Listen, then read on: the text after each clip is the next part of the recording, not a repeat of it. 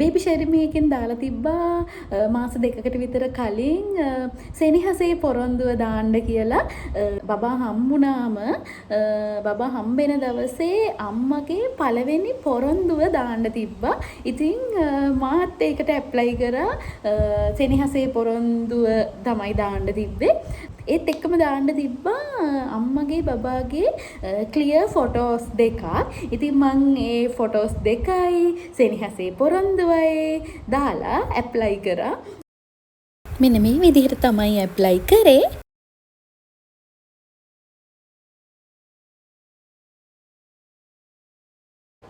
දවස් දෙක තුනකට කලින් මට කෝල් එකක් ආවා පාර්සල් එකක් තියෙනවා කියලා.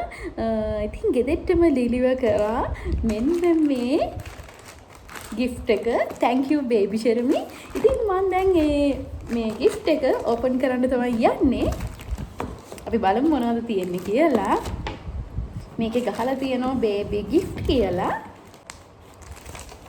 මම මාර විදියට මේ gift එක ආවට පස්සේ සතුටු වුණා. මොකද මම සාමාන්‍යයෙන් ඔය කම්පිටිෂන් ඔය තියෙන ඒ වගේ කම්පිටිෂන්ස් වලට ඒ කියන්නේ රැන්ඩම්ලි තෝරන සහ ඒ වගේ ඔය තියෙන දිනුම් මැදින් තියෙන්නේ. සාමාන්‍යයෙන් මම දිනන්නෙත් නෑ, දිනලත් නෑ. ඉතින් මේ නංගි පුෂ් කරාට පස්සේ දැම්මා. ඉතින් මෙහෙම gift එකක් ආවහම මාරම සතුටුයි. ඉතින් මෙහෙම දිනුම් මැදීමකට පාටිසිපේට් වෙලා ෆස්ට් ටයිම් තමයි මට මේ විදිහට gift එකක් හම්බුනේ. ගොඩක් සතුටුයි. ඉතින් වගේ box එකක් තියෙනවා. ඉතින් මේ box එක ඇතුලේ තමයි තියෙන්නේ.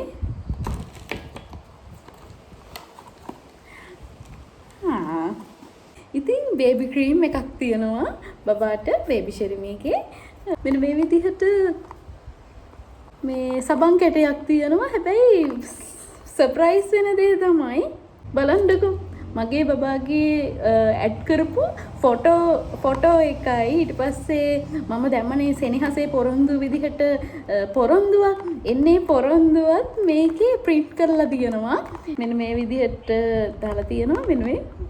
ඉතින් මේක මතක සටහනක් විදිහට මම මේ කෑල්ල අරන් තියාගන්නවා. මම ප්‍රොමිස් එක විදිහට දැම්මේ unconditional love, guidance, kindness, respect and support for your future කියලා. It's a promise කියලා චූටි කාඩ් එකකුත් තියෙනවා.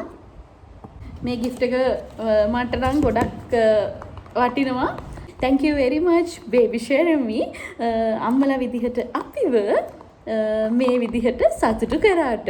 Thank you for watching. Bye.